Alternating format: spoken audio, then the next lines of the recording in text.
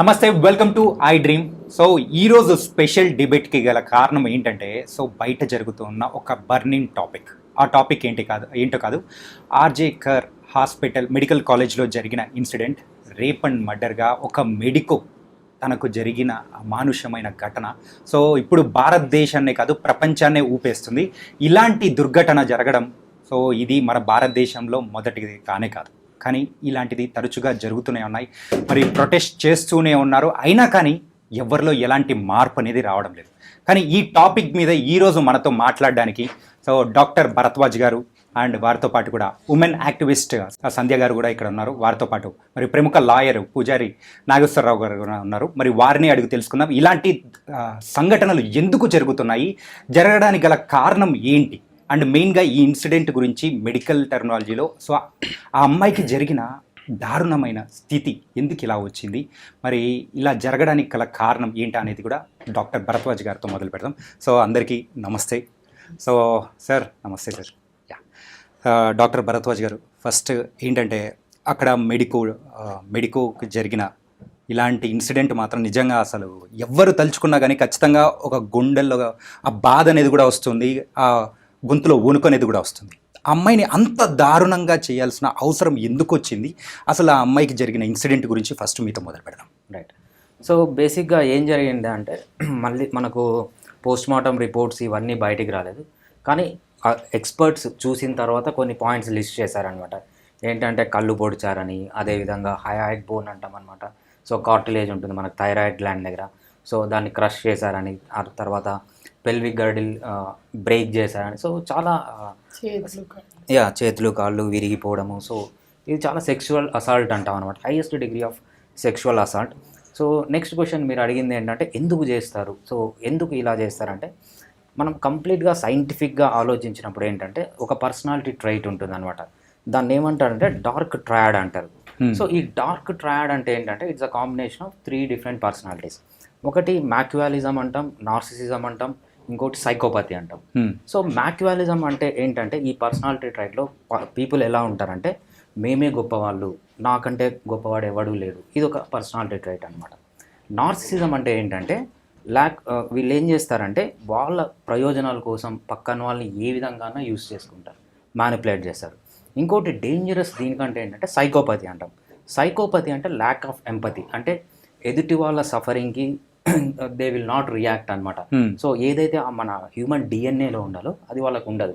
So ఈ 3 పర్సనాలిటీస్ని కలిసిందే dark triad అంటాం అనమాట. సో ఈ డార్క్ ట్రయాడ్ వాళ్ళు ఎలా ఉంటారంటే మేమే గొప్ప వాళ్ళు అనుకుంటారు. అదేవిధంగా పక్కన వాళ్ళ సఫరింగ్కి వీళ్ళకి ఎంత సఫర్ అయినా కూడా వాళ్ళని ఇంకా సఫర్ చేయాలని చూస్తారు తప్పితే వాళ్ళకి ఎటువంటి సింపతి కానీ ఎంపతి అనేది ఉండదు. వీళ్ళ స్వప్రయోజనాల కోసం ఏమన్నా చేస్తారన్నమాట, అంటే పక్కన వాళ్ళని మ్యానిపులేట్ చేస్తారు. ఈ 3 కలిసిందే మనం డార్క్ ట్రయాడ్ అంటాం. ఇది హ్యూమన్ బీయింగ్స్లో 3% ఆఫ్ ది హ్యూమన్ బీయింగ్స్లో చూస్తాం. సో ఏ ఫీల్డ్ అన్నా తీసుకుని, డాక్టర్స్లో కూడా 3% ఆఫ్ ది పీపుల్ వీళ్ళు ఉంటారు, లాయర్స్లో ఉంటారు, ఏ ఫీల్డ్ తీసుకున్నా ఉంటారు. సో ఏదైతే ఈ 3% మంది చేస్తారో, సో ఆ పర్సనాలిటీ ట్రైట్లోనే వాళ్ళకి ఆ ప్రాబ్లం ఉంటుంది. ఆన్ టాప్ ఆఫ్ ఇట్ ఇది మెయిన్ రీజన్ అనమాట. హ్యూమన్ ఎందుకు ఇలా బిహేవ్ చేస్తా అంటే సైంటిఫిక్గా ఇది రీజన్ అనమాట, దాన్ని డార్క్ ట్రయాడ్ అంటారు.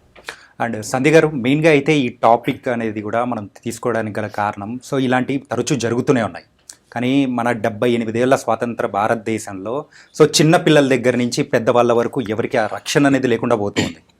అండ్ ఇలాంటి ఇన్సిడెంట్ అనేది మీరు విన్న తర్వాత మీకు అనిపించిన అంటే మీరు ఏమనుకున్నారు, సో దీని గురించి మీరేం చెప్పాలనుకుంటున్నారు? ఈ ఘటనే చాలా అమానుషమైన ఘటన, అందరూ సందేహం అక్కర్లేదు. అయితే దీంట్లో అనేక అంశాలు మాట్లాడాలి. ఒక వ్యక్తికి ఉండేటువంటి బలహీనత కానీ, లేదా వ్యక్తికి ఉండేటువంటి బిహేవియరల్ ప్రాబ్లమ్స్ ఉంటాయి, కానీ దానికి సామాజిక అంశాలు కూడా తోడవుతాయి. ఇదే బిహేవియర్ వేరే దేశంలో ఉన్న వాడికి ఆ దేశంలో ఉన్న సాంస్కృతిక విలువలు, అంటే cultural ideology, cultural mind set డిఫరెంట్గా ఉండొచ్చు. స్టేర్ చేస్తే తప్పు, ఒక మనిషి మీద పవర్ ఎక్సర్సైజ్ చేయకూడదు, ఒక మనిషి మీద హింస చేయకూడదు అనే స్పృహ ఉన్న చోట, ఆ స్పృహ ఆ సమాజంలో గట్టిగా ఉన్న చోట, స్పష్టంగా కొంచెం ఆ పర్స్పెక్టివ్, ఆ దృక్పథం ఉన్న చోట వాడికి ఆ బిహేవియర్ ఉన్నా అది సబ్సైడ్ అయ్యే అవకాశం ఉంది. ఇప్పుడు టెంప్ట్ అయితే అంటారు, బట్టలు సరిగేసుకోలే టెంప్ట్, ఇంకోటి టెంప్ట్ అంటే మన పక్కింట్లో గుమగుమలాడుతూ బిర్యానీ వండుకుంటే మనకి ఎంత తినాలన్నా పోయి మనం నియంత్రణ దాటి మనం టెంప్ట్ అవుతామేమో, అంటే తినాలనిపిస్తున్నా కానీ పోయి పక్కింట్లో ఉన్న బిర్యానీ గుంజుకొచ్చుకొని తినం. షాపులో పోతున్నా మనకి నచ్చినది టెంప్ట్ చేసే డ్రెస్ కనపడుతుంది, ఇంకోటి కనపడుతుంది, మనం ఎఫోర్డ్ చేయలేనప్పుడు పోయి గుంజుకొచ్చుకొని తీసుకో. మరి ఆడవాళ్ళు అంత తేలికగా ఉన్నారా? నువ్వు టెంప్ట్ అయ్యామో లేదా కోరిక కలిగింది పడిపోయినా అంటే అది కుదరదు. ఆ కల్చరల్ ఐడియాలజీలోనే ఉన్న బేసిక్ ప్రాబ్లమ్ని కూడా మనం అడ్రస్ చేయాలి. అంటే అవైలబుల్గా ఆడవాళ్ళు ఉన్నప్పుడు దాన్ని యూజ్ చేసుకోవచ్చు. ఒంటరిగా ఉందా, నిస్సహాయంగా ఉందా, చుట్టూ ఎవరు లేరా, పిల్లలా, లేకపోతే అమాయకత్వమా, ఇట్లాంటి ఎన్నో ఫ్యాక్టర్స్ కూడా పనిచేస్తాయి. సామాజికంగా ఉండే అంశాన్ని కూడా మనం కొట్టిపారేయలేము. అట్లాగే ఇప్పుడు ఈ ఘటనలో కూడా అది చాలా బ్రూటల్గా జరిగింది. దాంట్లో అనేక అంశాలు వినిపిస్తున్నాయి. ఒకటి, అక్కడ సెక్షువల్ హెరాస్మెంట్స్ కంటిన్యూగా జరుగుతున్నాయి. నైట్ డ్యూటీ చేసే పిల్లలకి, అమ్మాయిలకి, మెడికోస్కి భద్రత లేదు అని చర్చ బాగా జరిగింది.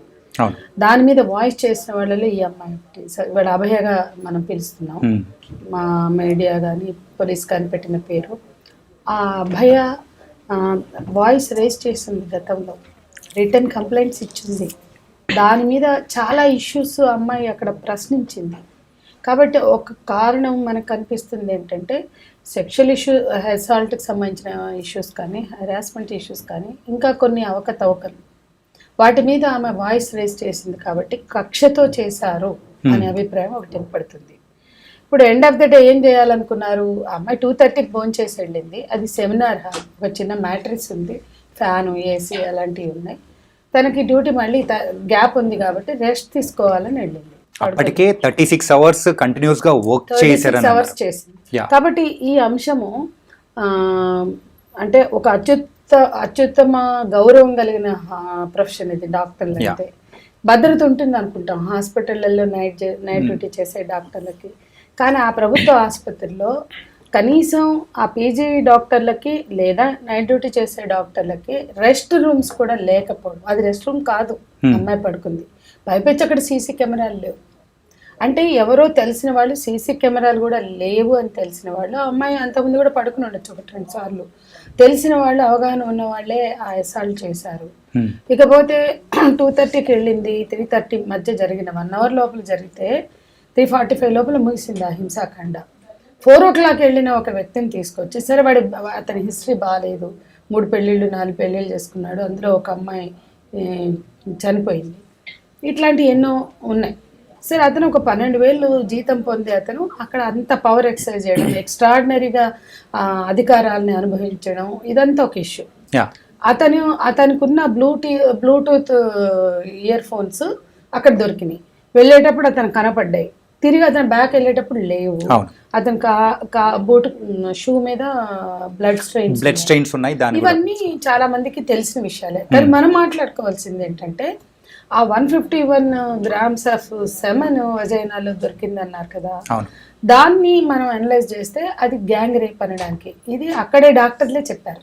ఇది ఎవరు ఊహించి మాట్లాడుతుంది కాదు. పోస్ట్ మార్టంలో పాల్గొన్న టీమ్ ఆఫ్ ద డాక్టర్ ఇది చాలా ఆయన తట్టుకోలేక ఇక్కడ ఎవరు బయట పెట్టారు అంటే, ఇక్కడ దీదీ ప్రభుత్వం ఏదైతే తృణమూల్ కాంగ్రెస్ ఒక మహిళ, సిగ్గుపడాలి ఒక మహిళ, ఆమె ముఖ్యమంత్రి 4 సార్లు అక్కడ ముఖ్యమంత్రి, ఆమె ఒక ప్రభుత్వ ఆసుపత్రి నిర్వహణను పట్టించుకోలేదు అనడానికి ఇది ఒక ఉదాహరణ. అయితే భద్రత లేదు, రూమ్స్ లేవు, ఇవన్నీ ఒక ఇష్యూ. కానీ ముందు సూయిసైడ్ అని చెప్పారు.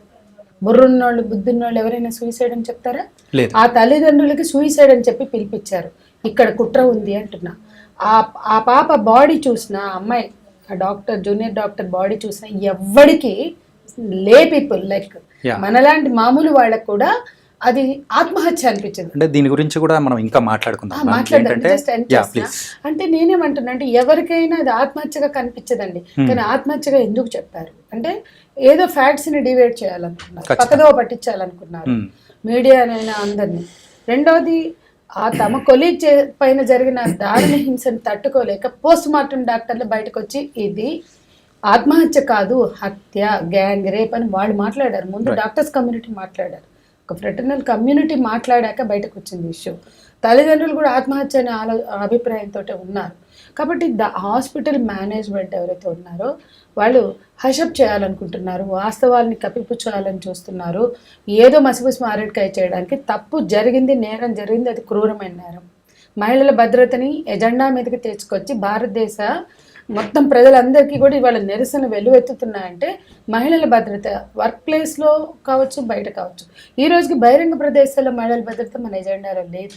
77 ఏళ్ల స్వతంత్రం ముగిసింది, కానీ women safety at public place ఇంకా రాలా మనకి. నో యాక్ట్, నో అది జనరల్గా ఉన్నాయి, కానీ వర్క్ ప్లేస్లో యాక్ట్ ఉంది, కానీ అది కూడా అమలు చేయట్లేదు.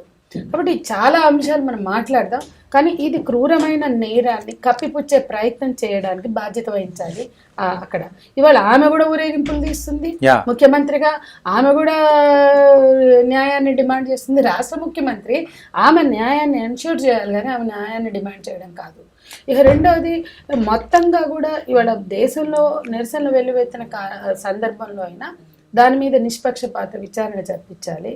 2 విచారణలు జరిపాలి. సిబిఐకి వాళ్ళు ఇచ్చారు ఆల్రెడీ అక్కడ ప్రభుత్వం. సిట్టింగ్ జడ్జితో కూడా, బెంగాల్ హైకోర్టు సిట్టింగ్ జడ్జితో కూడా చేయించమని మేము అడుగుతున్నాం.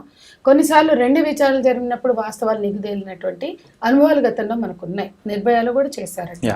కాబట్టి ఖచ్చితమైన సమగ్ర విచారణ జరగాలి. ఆ కుటుంబానికి నష్టపరిహారం చెల్లించాలి. ఆ కుటుంబాన్ని పక్కదోవ పట్టించినందుకు బాధ్యత వహించాలి. ఆ ప్రిన్సిపాల్ దీనికి అన్నిటికీ బాధ్యుడు. ఎందుకంటే మొత్తం ఈ కుక్డప్ స్టోరీస్ వెనక అతనే ఉన్నాడు. ఇష్టం వచ్చిన కథనాలు వినిపించి వెల్లువెత్తాక ఆఖరికి ఆమె బాడీ చూసిన డాక్టర్లు తట్టుకోలేక వాళ్ళు తిరగబడితే రాజీనామా చేశాడు. అటువంటి వాడిని పక్కన లూప్ లైన్లో పెట్టకుండా తీసుకుపోయి అంతకన్నా ఎక్కువ పేమెంట్ ఇచ్చి ఇంకో హాస్పిటల్లో పెట్టారంటే ఏంటంత తొందర? అంటే ఏం చేయదలుచుకున్నారు? ఏం మెసేజ్ ఇవ్వదలుచుకున్నారు? వినేష్ పోగట్ నా మీద లైంగిక వేధింపులు జరిగినాయి అంటే ఒక మెసేజ్ ఇవ్వరు. బ్రిజ్భూషణ్ అరెస్ట్ చేసి లైంగిక వేధింపులు సహించాం అని బీజేపీ ఒక మెసేజ్ ఇవ్వదు.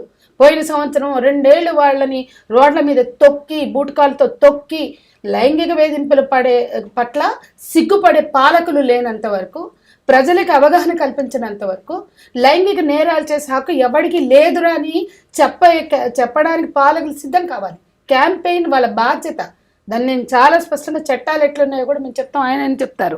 కాబట్టి పాలకులకు చిత్తశుద్ధి లేని చోట, స్త్రీలని లైంగిక అవయవాల కుప్పగా చూసే చోట అసలు ఎవరు ప్రశ్నించినా, లేకపోతే రాజకీయమైన ఇష్యూస్ అని ఉండొచ్చు, లేదా ఆమె అవైలబుల్గా కనపడచ్చు, లైంగిక దాడి వాళ్ళకి కలిసి వచ్చిన అవకాశం అనుకుంటారు, లేదా లైంగిక దాడి నేరం కాదనుకుంటారు. స్త్రీలను ఇంకా లైంగిక దృష్టితో చూస్తూ ఈ దేశంలో స్త్రీలు ఇంత అభద్రత బతకడానికి, భారతదేశంలో స్త్రీలకు భద్రత లేదు అని ప్రపంచమంతా గుర్తిస్తున్న చోట సిగ్గుపడడం ముందు చేయాలి. పాలకులకు సిగ్గుపడితే ఇప్పుడు రాజకీయాలు చేయరాడా? ఇది తృణములు కాదు, బీజేపీ కాదు, కాంగ్రెస్ కాదు, రాజకీయాలకి ఈ సమయం కాదు. మహిళల భద్రత పట్ల నిజాయితీగా ఆలోచించవలసిన సమయం. మరి నాగేశ్వరరావు గారు, మరి ఈ టాపిక్ అయితే నిజంగా చాలా బర్నింగ్ కూడా ఉంది. ఏంటంటే మరి అంటే బ్లూటూత్ ఎవరిదైతే దొరికిందో, సో సివిల్ వాలంటీర్గా ఉన్న సంజయ్ రాయ్, సో తనైతే ఏం పర్లేదు నన్ను ఎవరైనా తీయండి అని చెప్పేసి ఇంత అంటే ధైర్యంగా చెప్పేస్తూ ఉన్నాడు. సో అంటే అది చెప్తున్నాడంటే ఒక 6 నెలల్లో బెయిల్ ఏదో ఒకటి తీసుకొని బయటికి పంపించేస్తారని చెప్పేసి అంత ధైర్యంగా అని అంటున్నాడా, లేకపోతే కాపాడే వాళ్ళు తన వెనకలు ఉన్నారని చెప్పేసి దీని వెనకాల అనుకోవచ్చా? ప్రధానంగా ఈ కేసు గురించి చెప్పినప్పుడు ఏంటంటే దీంట్లో కాపాడే అవకాశాలు అయితే ఏమాత్రం ఉండవు.